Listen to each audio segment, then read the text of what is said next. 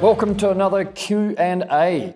This one is actually one that I've scripted some time ago when we were making these ones more complex. And it's from a situation that happened last year. A guy called Peter Veris in Ireland, he actually touched power lines and lived. Ooh. Yes. How? What's the secret to that? Well, I've had that happen twice. This one, I don't know if it was a reach at pole. The other guy was a reach at pole. And then there's some other ones where they're not reach at pole. So they're just kind of news, as compared to somebody ringing you up. So I'll tell you what happened. I've written some of this down, right? Yeah. So the foundation of the conversation is that we use window cleaning poles, whether with water fed or with a squeegee and mop. Some guys can squeegee. And so we use that to clean the high windows. And so there's a very strong temptation to walk around with your extended pole rather than bringing the pole down and heavy as well. Walking around, yeah. Walking around with it down and then putting it back up. So you think, I'll just walk around with it. So the thing is that, and also what happened to Peter, and I don't know if I cover this later, but in the UK and Ireland, most of the new residential compounds, neighborhoods or whatever, have the power lines are underground. What's it like in Sweden? Do you have overhead power lines or underground? Yeah, both. Both, yeah. So it's the both. He went into an old estate where they had overhead power lines, but he had not been in an overhead power line estate for a long time, right? So he's not doing any site assessment or risk assessment or something like that for this point. And he's a really experienced window cleaner, a long time customer of ours, yeah. So that's section one, the bottom half. And then here's the bit that burned, that touched the wires.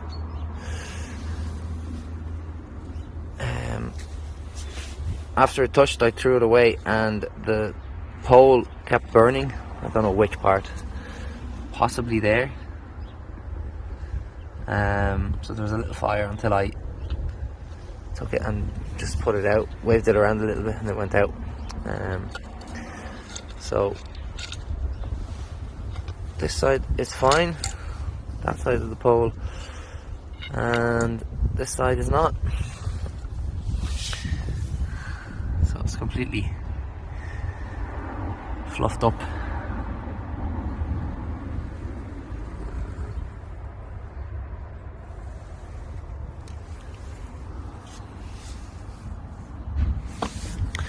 So that's section one, and it didn't travel past these 2 points here, fortunately. So I felt nothing. I didn't feel a shock. I didn't feel anything. I just saw the explosion on the wire and the fire, and then I just threw it away from me. It seems like it may have traveled up. Not sure, but that's the pole. Not much left of it. So what happens if you touch a power line, then you could live or you'll be dead in 0.3 seconds. You get a chance to change your mind or go, oops. It's not like you get a little, like when here in the studio, the flash have some like electricity and you're like, oh, that hurts. Yeah, so it's a completely different electric shock. So he's a really experienced window cleaner working in some old estate in Ireland, and there were some overhead power lines connecting to the houses, and he did not do a lookup risk assessment, site assessment, yeah, and he thinks it was 400 volts, right, and last year, or maybe the year before, when I did that electrocution. I think that was 2 years ago. That was 2 years ago. Or maybe even 3. So, yeah, he was less lucky. He was cleaning a Baptist church at 6 o'clock in the morning. And this Baptist church had built a wheelchair ramp they'd built the wheelchair ramp with rails. So if he was going to walk along the building, he'd have to go around the wheelchair ramp, right?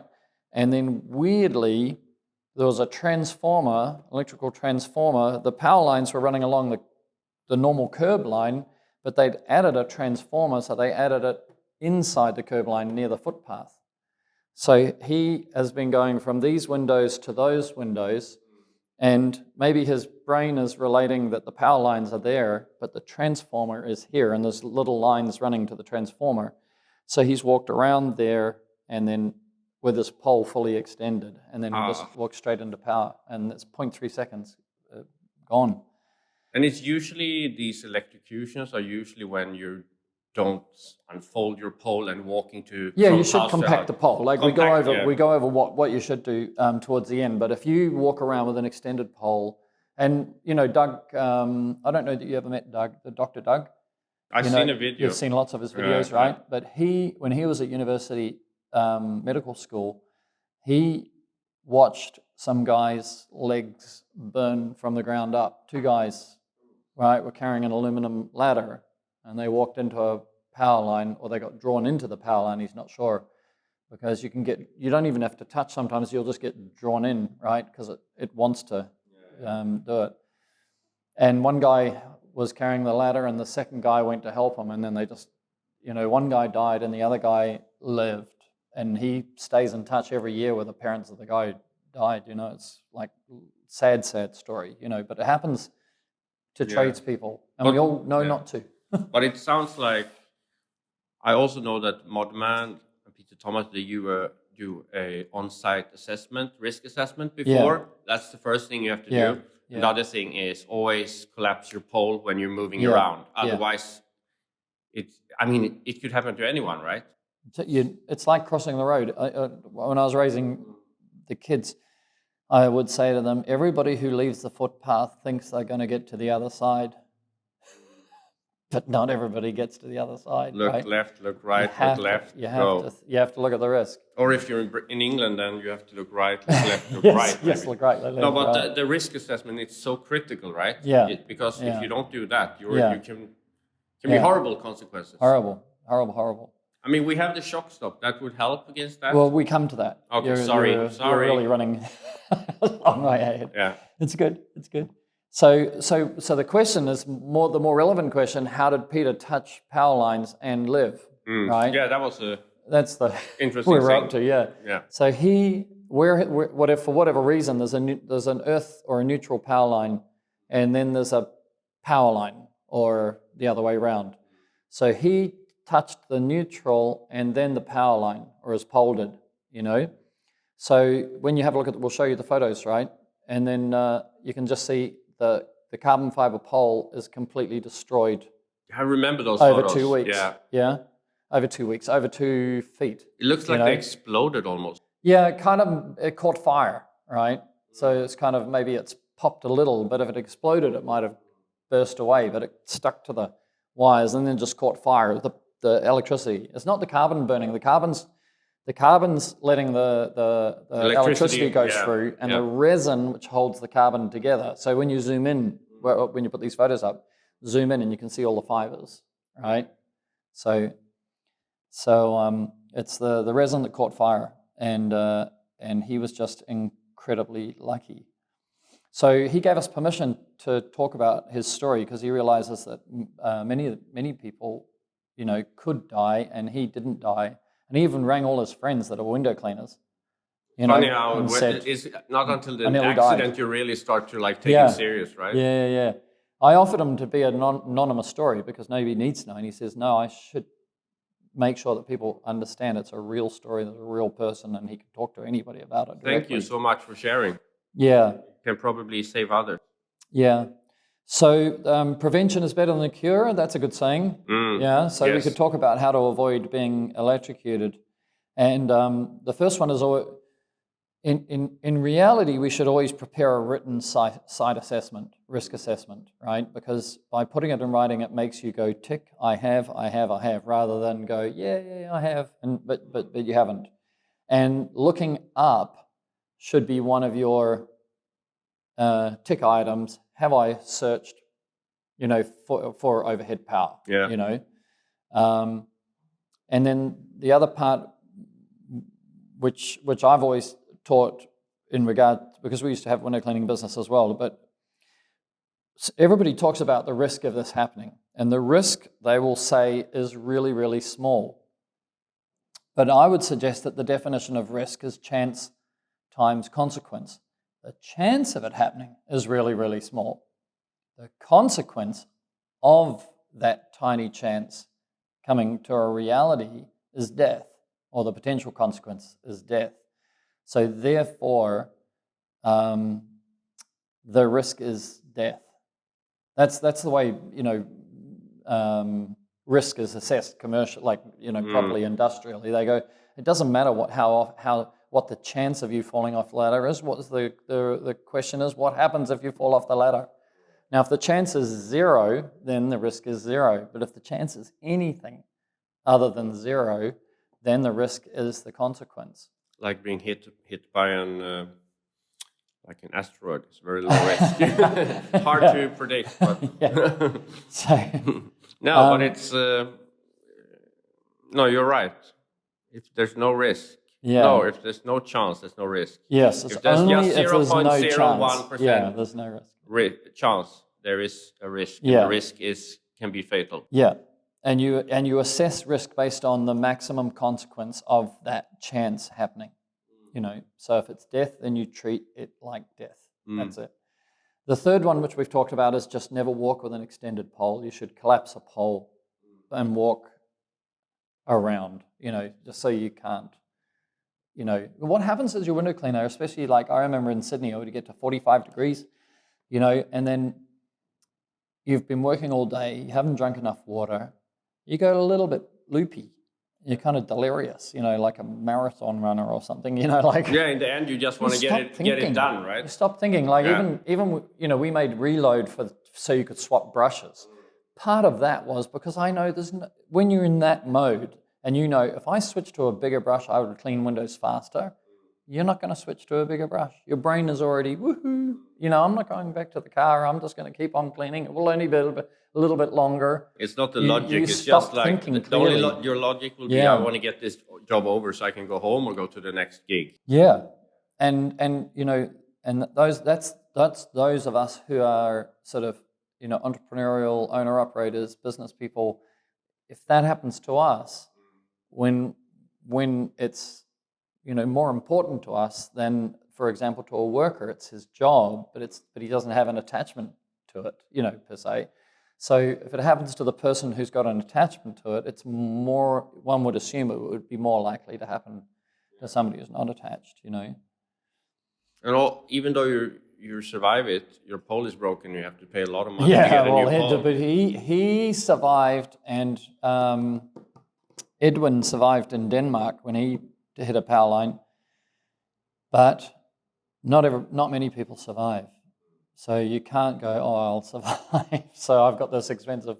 But you created a risk assessment manual, I remember. We don't have one. We don't have one. Because it's basically driven by local legislation. You can't. It's not something you do for yourself. It should be part of your occupational health and safety. Okay. Local government should have a direction for that. And the other thing, not that it affects a window cleaner so much, but just to understand electricity, you don't have to touch power for power to come down your pole. It will arc through the air. The higher the humidity, the more likely it is, and the further it can go. And obviously, it's the higher the volts, I think. The higher the volts, the further it'll go. Sounds like sci-fi to me. Well, if you want to Google helicopter linesman, that's fascinating. Those huge towers with the power lines, the high voltage power lines, and they get serviced by guys who get dropped onto them by helicopter. And that's how they service them. And the guy has a metal rod, right? And he arcs until he touches and then climbs on. It's just like, yeah, it's science. Yeah. So if you want to Physics. see Physics, I electricity should say. electricity arcing, even if anybody's watching and wants to show it to their kids or just blow their own brain apart, It's magic. it's Almost. like incredible. Yeah. Yeah. You just go, okay, I get it now. I get it. That's dangerous stuff. And then the other one, which is what you were alluding to, is something like. Yeah, we sold that.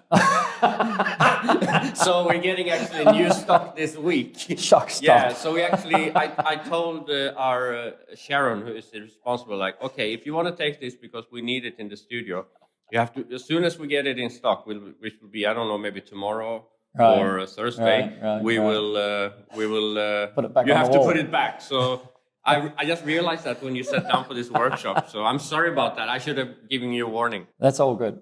So we have shock stop. Now, the principle of shock stop is that you should, let's talk about linesmen, not the guys on the huge towers which go on by helicopter, but the other guys that service power lines. They only use fiberglass poles, right? Fiberglass and or Kevlar. That they use 100% fiberglass because they are always working with electricity.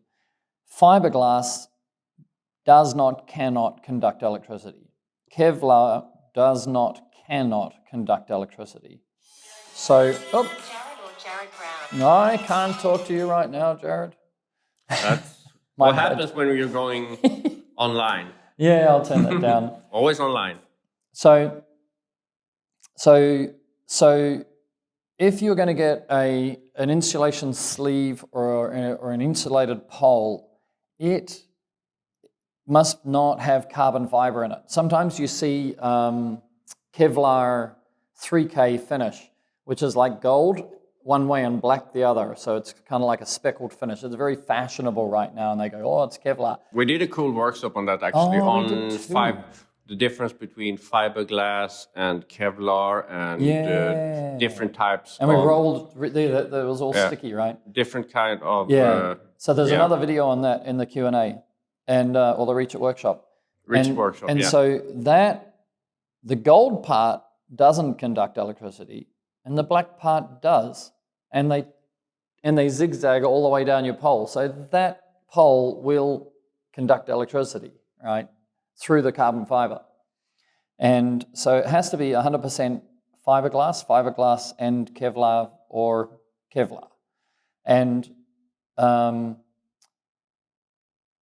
And at one point, we wanted to get ours certified, right? We went to the university here and we said, look, can you create a university certificate where you do some testing for us? And the professor said, no. And I go, what do you mean no? And he says, well, we're meant to create challenges that require intelligence or thought or a process, right? He says, if you give me Kevlar or fiberglass, it does not conduct electricity. Like, what are the university students going to learn? What are they going to do? It doesn't. It just doesn't. You can test it 1,000,000 times. You can test it with different voltages. It's physics. It doesn't, it's physics. It doesn't conduct electricity. So the idea of certifying a 100% fiberglass Kevlar pole is like, it's not even overkill. It's just politics or something. It's waste of time. BS, PK. As long as somebody can guarantee you, and you can see anyway by looking inside it, right, that it's fiberglass or carbon fiber. Now, even then, you get a certified piece of Kevlar or fiberglass pole that tells you that you won't get electrocuted. That's not right, because water conducts electricity. So you get any water from rain, from it running down your pole, from whatever, That's probably going to happen. It's going to happen. Yeah. So you've got like its protection is purely limited, right? So then you would want to wear neoprene gloves, anything that insulates neoprene. Neoprene glove. like warm gloves, Oh. So anything that insulates heat insulates electricity. So the more Neoprene. And Neoprene. Neoprene. Right, so Like basic- wetsuit material. So basically, you need to do a risk assessment of the site you're working on, collapse your pole when you're moving around, wear a Kevlar pole or like a shock stop, Yeah. or use wear the neoprene gloves. Yes, and don't. Well, yes, if you could, yes, and then that would, and that doesn't even save you completely, because what Dr. Doug taught me, the same as the electricity can arc from the power line to the pole. After it's gone, let's say you touch the power line, it goes down the pole, and you've got an insulator handle or whatever, it can arc across to you and down to the ground, or it can arc down through directly, but it wants to go to ground.